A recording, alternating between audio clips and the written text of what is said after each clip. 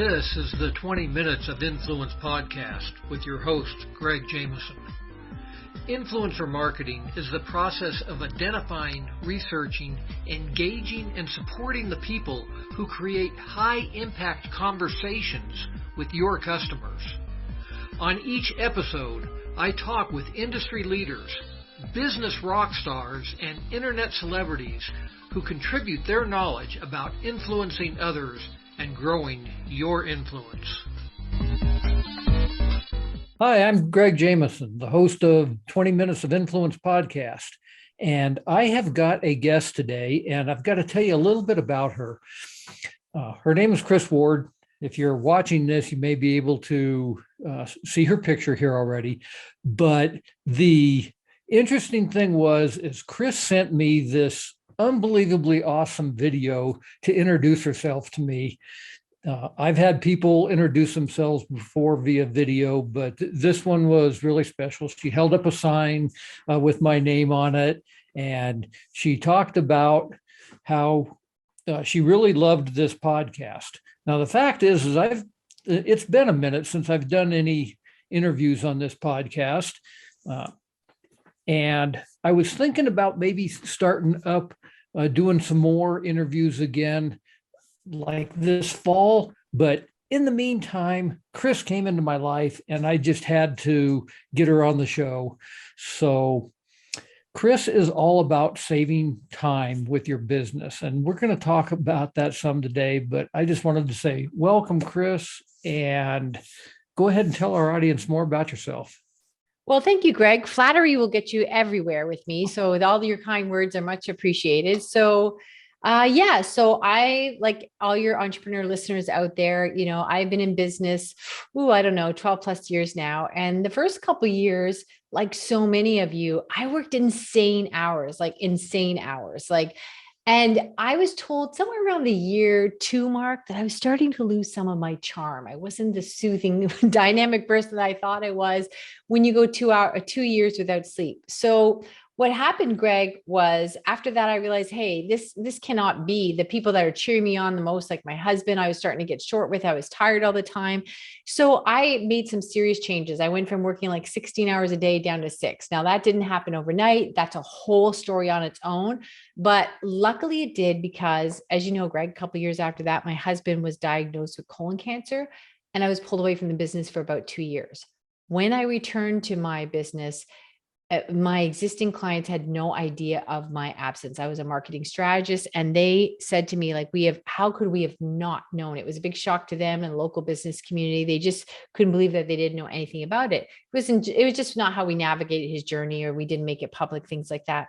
And so they started to ask me if I could do that. Maybe I could help them get to their kids' soccer games and stop working evenings and weekends. So, I believe a business should support your life instead of consume it. And I just thought, I want, under the capacity of the fragility of life, I wanted to help these people. So I started working with them in that way. And one thing led to another. And I wrote my book, Win the Hour, Win the Day. And I started realizing that most of the people I worked with were listening to podcasts just like this. And you may have been in business 5-10 years, but you're working way more hours than you thought you would be at this point in the journey. And so now I'm just trying to create a movement where, again, your business supports your life instead of consuming it. And this is how I do it. Great backstory. And we're going to get to a lot of those points that you talked about there, but I want to back up just a little bit and get personal here first with the story of your husband and colon cancer, because I had a son-in-law that also died of colon cancer. And I can really relate to your story just watching what my daughter went through when her husband died, and just the emotional strain that it puts on your life, and what you have to do both while the person is going through that. And cancer is not an instant death, which, a lot of people think, oh, I've got 6 months to live or whatever, and they go on with their life, and 6 months later they pass on. It's a slow, painful process that really does eat up a lot of your time. It eats up all your time, really. So for the people that are listening to this, I guess I just kind of wanted to uh, reiterate that, you know, it's not something where you can just go on with your work. It's something that you really do have to take a step back, because your whole life is gone at that point. Yeah. But I do also say that, when people would, dive into that story, I say, listen, everybody has something, and that was my something right now. So life does have interruptions, and family members do get sick and things come up. So you do need to have a business that can support your life instead of consuming it, because I was not in a position after that to go whip up a resume, be charming in a job interview, and learn new responsibilities. So thank heavens my business was intact. And we all start this journey for a freedom lifestyle. So we don't want everything that isn't work to be an interruption to work. You want to have the bandwidth so you can deal with the things that do come up in life. Yeah, and I think that's the other thing that is really important is my audience, and it sounds like your audience is similar. We're in this for a freedom lifestyle.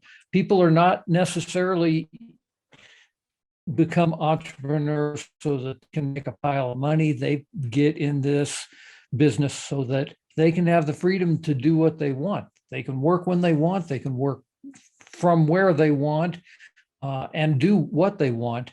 And it was interesting to me looking at your information is that we actually have run in a lot of the same circles and have a lot of the same contact and stuff. And we hadn't met each other until now. So I'm not sure how that happened, but it does happen. And I'm really grateful to be connected. So let's talk about this freedom lifestyle. And you put in your marketing materials that you're going to save people 25 hours a week. That's a huge amount of money if people are sitting there looking at a huge amount of time. If people are looking at a 40-hour work week or even a 60-hour work week, that's a lot of time that you can save. Well, that's what my clients tell me all the time in the winner's circle. I hear that over and over again, that they all tell me within the first month of working with us, they get 25 hours back a week. And sadly, if you think about it, it's a lot of time. And then it's also not. Those 25 hours can, that's one day on the weekend, a couple evenings in the week, and everybody's putting in those extra hours. So we are told repeatedly, I've got video proof. I've got people saying over and over again that within the first month of working with us, they get 25 hours back a week. So I stand by that based on the fact that that's what we've been told. Yeah. Well, I'm not disputing it. I'm admiring it. So, even those of us, like I tell people all the time that they ask me, well, when are you going to retire? And I'm like, retire from what? The fact is I take off in the middle of the week. I go skiing when I want. I go hiking and biking and fishing. Whatever I want to do, I do it when I want to do it. And if I retired, I would probably spend half of my days in front of the computer. People may as well be paying me for that. So what am I going to retire from? So I already feel like I've got this freedom lifestyle. That's really what I have built my business on. But what specific things do you do for people, or you coach people to do to get them that kind of time back in their life? Yeah, that's a great question, Greg. So we lean into 3 pillars, what I would call your team, your time, and your toolkits, right? So we do help a little bit with time, but people often think, time management hacks are the way out, but really that's not it. I can give you some that will make you a little bit more efficient, but really what you want to lean into is understand the difference between scaling your business and growing your business. So growing your business is when you're just trying to keep up. And often what falls prey into growing your business is when you hear yourself say things like, oh, once I get past this next thing, things will be different. Once I get past this next thing, things will be different. So what I encourage you to think about is to think, if you've said that, that's a problem, because there will always be this next thing. And what I believe firmly in is that as an entrepreneur, you should be in 60% execution mode and only 40% admin, instead of trapped in the web of admin. And that's really important. I'm going to repeat that. We have what we call a win formula, 60% execution mode, 40% admin. And that means that you can get you onto the next thing and the next thing and the next thing. And how we do that is we help you create your win team, your what is next team. So instead of just having a VA that you throw things at and they try to keep up, what we want to do is we want to have a different formula than what you're used to in the corporate setting and that we've all been exposed to, where it's very parentified, where you hand off work and then you check on it like a parent and checking on a child, teacher checking on a student. What you want to have is a team that manages you so that you and the team can always move forward to the next ambition. Make sense? Yep. Now, we talked about entrepreneurs that are looking for a freedom lifestyle. Not all entrepreneurs are looking for that. Some entrepreneurs, especially people that are kind of household names now, whether they be a Jeff Bezos and Elon Musk, Bill Gates, whatever, they weren't necessarily looking for a freedom lifestyle. They were looking to change the world in some way and grow big businesses. Other entrepreneurs, I work with a lot of e-commerce companies, and they are not necessarily, at least they don't openly admit it, to being looking for a freedom lifestyle. They're looking to grow a business. They want to have 20, 30, 40 employees. They may want to have a few hundred employees. They want to be making millions, tens of millions, hundreds of millions of dollars a year. Does the type of thing that you're talking about here for saving people time, does it work with people that are not necessarily looking for freedom, but they're just looking to make an impact? I don't think those two things are separate issues. I think you can have, I think everybody wants freedom of choice, freedom of creativity, freedom lifestyle. You left a job for a reason. A job is repetitive tasks and, you're contained within a certain role. So freedom lifestyle and freedom of choices in your business, it is all about freedom. But a lot of people can make a lot of money and still have a freedom lifestyle and have freedom in their business. So I definitely think that we've worked with people internationally all around the world with, mostly service-based businesses, but even some product-based businesses. And, we are consistently able to make sure that they get, are saying that 60% win formula, get 25 hours back a week and have a business that supports their life instead of consuming it. Okay. So we've got, people, I think that they all, regardless of whether they are trying to grow a business or just have a freedom business, everybody definitely has this challenge in their life of not enough time. I think that's probably a bigger concern for most people, even than a lack of money, I would think, is that I just don't have the time to pull this off. Now, you talked about this win formula to do it. Can you maybe explain that in a little more detail as to exactly what someone needs to do to start? Yeah. So we lean heavily into what we call our super toolkits. Now, my clients tell me these are like systems and processes on steroids. So often people are used to systems and processes from when they were an employee, and those standard operating procedures were very stifling. And so that sometimes gives you entrepreneurs a bad taste in your mouth. And you think it's going to constrict you, and actually it will free you. So the systems and processes we use with the super toolkit, we're always looking at how we can compress and make them more efficient. And that's really super important because systems and processes that allow you to be more efficient, allow you to eliminate mistakes, allow you to not be relearning things, and allow you to get your ideas to execution consistently and effectively. That's really the name of the game. Because if you think about one of your competitors that may not be as, invested as you, they may not care about their clients as much as you, may they not be as experienced as you, but if they can get their ideas to execution consistently to the marketplace, hey, that's how you win the game. So we really lean into our super toolkits because it always allows us to compress time, because I will always be working on something new. I mean, when I wrote my book, Win the Hour, Win the Day, I thought when that was done, there'd be a parade in my honor. I would never want for anything again. Life would be good. And as I look at your very established bookcase there, Greg, and all the books you've written, you can see it's like potato chips. You just want one more, right? So, now I want to have another book, and, I have my podcast and I have all these things, but there's always something else. Right now, we're leaning heavily into TikTok, right? So there's always going to be another thing. And so you have to be able to compress the existing work that you have and your team so that there's more bandwidth on the calendar to get to the next thing. Yeah. And there's no question that there always is something else. In fact, I get jokingly accused of that all the time about, well, now you've got some other new idea. And I think as entrepreneurs, that's what we do. We keep coming up with new ideas and we experiment with them, and some of them are productive for us. Some of them are not. If they're not, we tend to abandon them and move on to the next thing. But there always is something else. Now, one of the things that I noticed about Kris, and maybe this is something that you teach in this formula, I don't know, but when I have people on my podcast, I ask them a series of questions ahead of time so that we have some basis for getting started.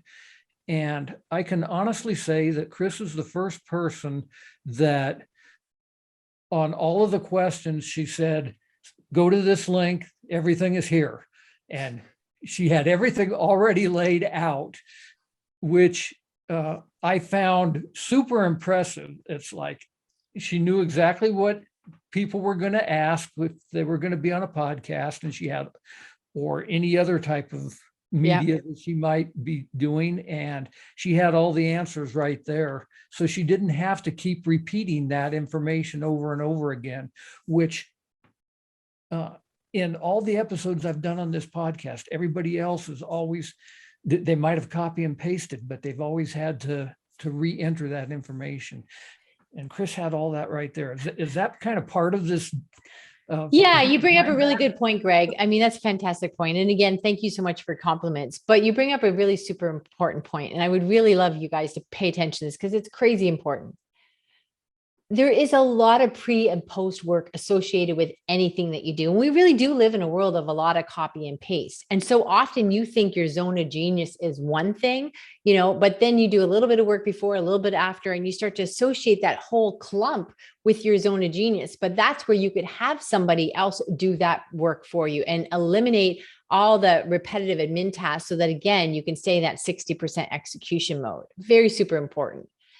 Now, what I would say to you as well, Greg, is really, if you're running a business, what you do once, you should be able to do 50 times easily. You should never be on your back foot because you've got more opportunities. Like you're complimenting me for how efficient my system is when I'm onboarded to be a guest on your show. Well, I want to be a guest on more shows. So if I'm excited to be on your show, I shouldn't see it as a deficit when 25 other people want me on the show because I have to fill out all the paperwork. I do that one thing that you complimented me on. Here's the link and everything's in that folder. So it's super effective. It's consistent. Everybody gets the same information. It doesn't matter that their forms are different. I am consistent. I'm not relearning things. I'm not wasting time. Yeah. So what other suggestions do you have for people that are listening to this to stop wasting time? How can they be more efficient? Well, so I do really tell you that in order to be successful on any level, you need to have a team. If you're running a business, and a team can be one person, it can be two. If you're running a business, in order to scale your business instead of trying to keep up with the growth, you absolutely start needing to build a team. And a team is very different than just having a VA and throwing work at them, right? What we want to do is have these systems and processes to make sure that we expedite their work and your work as well. That's super important. We really want to do that. And again, leaning into super toolkits to make sure that you're constantly doing stuff more and more effective in less and less time.